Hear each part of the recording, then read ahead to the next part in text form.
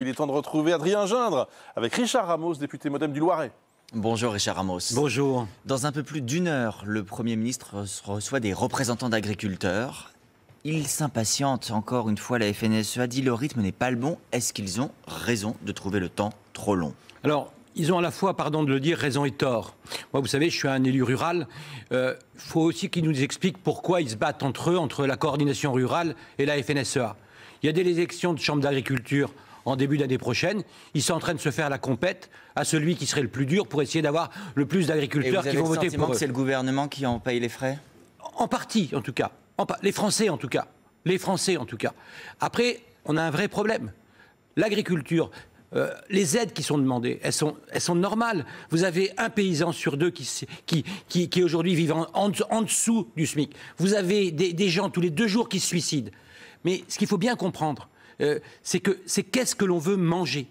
C'est-à-dire que tant qu'on n'aura pas résolu ce qu'on mange et le budget qu'on y met, ça ne sert à rien tout ça. Alors restons un instant, Richard Ramos, avant d'en venir à ce que l'on mange, nous, sur ce que le gouvernement peut faire et fait. Ça fait des semaines que l'exécutif dit on engage des réponses. Ça fait des semaines que les agriculteurs disent ça ne va pas assez loin, ça ne va pas assez vite.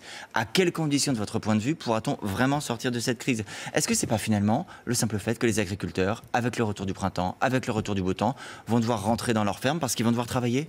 Non, je crois pas du tout ça. Le problème, c'est qu'on essaie de regarder quelque chose en leur disant on va vous donner le gasoil non routier, etc. Tout ça, ça ne répond pas au problème. Quand on a fait la loi Egalim, qui oblige toutes les collectivités dans toutes les cantines de France à ce que les enfants mangent du local, c'est pas respecter la loi. D'accord? Quand vous mangez dans votre restaurant, il y a des produits, on ne le sait pas, qui sont importés. Si vous ne faites pas en sorte qu'on mange des produits français, quand même quand la loi le vote et qu'elle n'est pas respectée, alors vous n'aurez pas de produits agricoles. Il y a aussi, Richard Ramos, des promesses qui sont faites par le gouvernement et dont on ne voit pas la suite. Quand Emmanuel Macron dit on va mettre en place des prix planchers, ça va voir le jour, ces prix planchers? On va vraiment avoir des prix planchers? Mais les agriculteurs ne sont pas du tout pour les prix planchers. Ah bah certains l'ont demandé, le président leur a dit on va le faire. Non. C'est une connerie. C'est une connerie, le prix plancher. Mais le président a eu tort. C'est une connerie ce qu'il a dit, le président de la République. Et je suis dans la majorité présidentielle. D'accord? Ce qu'on veut, c'est que la grande distribution, elle essore pas nos paysans dans les boxes de négociation. Parce que qu'est-ce qui se passe? Quand monsieur Michel-Édouard Leclerc, il va voir son copain Bruno Le Maire à Bercy, Bruno Le Maire lui dit moi, je veux de la déflation, je veux pas que ça soit cher. Donc tu peux me les étrangler, mes paysans. Je m'en fous, je fermerai les yeux. C'est ça qu'il faut combattre. Il faut arrêter de penser en France que bien acheter, c'est acheter pas cher, sur le dos des agriculteurs français. Mais donc vous nous dites que le gouvernement est complice de ça? Mais bien sûr que le gouvernement est complice de ça, monsieur. Et c'est pas parce que je suis dans la majorité présidentielle, comme dans une famille, qu'on est toujours d'accord. Il y a aussi la question des importations. Les céréales importées d'Ukraine, par exemple. Là encore, le chef de l'État avait dit on va faire un mécanisme de sauvegarde renforcé. On n'en a pas vu le jour. Mais on est faible, monsieur. Notre démocratie est affaiblie. Il faut que le Parlement retrouve aujourd'hui sa dignité. On est capable. Mais alors que aujourd'hui, le président de la République, comme l'Élysée, méprise les parlementaires. Laissez-nous travailler entre nous, même des gens de bords politiques différents. Laissez le Parlement faire des lois. Pourquoi on attend toujours tout du président de la République ? Comment vous évaluez le niveau de la colère sur le terrain? On a vu des actions. Hier matin, on apprenait qu'il y en avait à Compiègne, on en a vu à Toulouse, il y en avait vendredi à Bordeaux. Il y a à peu près tous les syndicats qui se mobilisent. Qu'est-ce que vous ressentez? Quel est le niveau? Mais en fait, les agriculteurs, moi, vous savez, je suis dans les parents de mes enfants sont des agris. Je suis un élu rural. Ils n'arrivent plus à vivre de leur métier et surtout la considération de leur métier.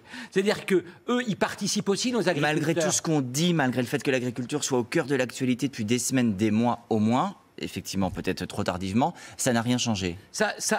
Il faut que les agriculteurs qui étaient ceux qu'on aimait parce qu'on disait toujours dans mon enfance, j'ai été à la campagne chez ma grand-mère, il faut qu'on retrouve l'amour de nos agriculteurs. Et il y a un agriculteur sur 2 qui va devoir céder sa ferme dans les 10 ans qui viennent. Si on n'a pas de repreneurs, alors on n'aura plus de souveraineté alimentaire en France. Il faut sauver notre agriculture et les aider notamment à la transmission. Sinon, je vous le dis, on sera dépendant des étrangers pour aller manger. Et ça, pour le coup, c'est aussi dans le projet de loi qui est prévu fin mars en Conseil des ministres.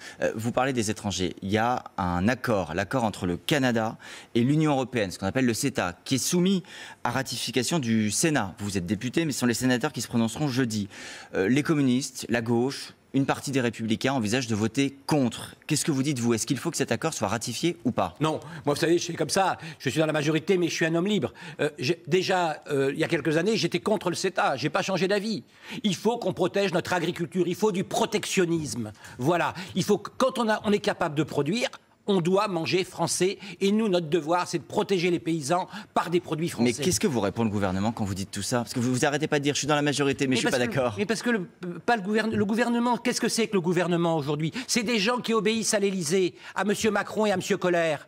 D'accord? Les ministres aujourd'hui dans la République, c'est des gens qui ne font qu'écouter ce que deux personnes leur disent à l'Élysée. Redonner le pouvoir aux parlementaires, on va travailler, nous, avec les LR, avec les communistes, avec le MoDem pour rejeter cet accord. Eh bien oui, exactement. Laissez travailler les députés un peu, qui sont la seule vraie représentation du peuple français sur les territoires. Alors les députés, justement, Richard Ramos, ils devaient examiner demain un texte sur le fait maison ou non fait maison au restaurant pour savoir ce qui est cuisiné sur place, ce qui ne l'est pas, ce qui est d'origine industrielle. Il se trouve que ce texte a finalement été retiré. C'est une bonne ou c'est une mauvaise nouvelle, ça? C'est une mauvaise nouvelle, monsieur.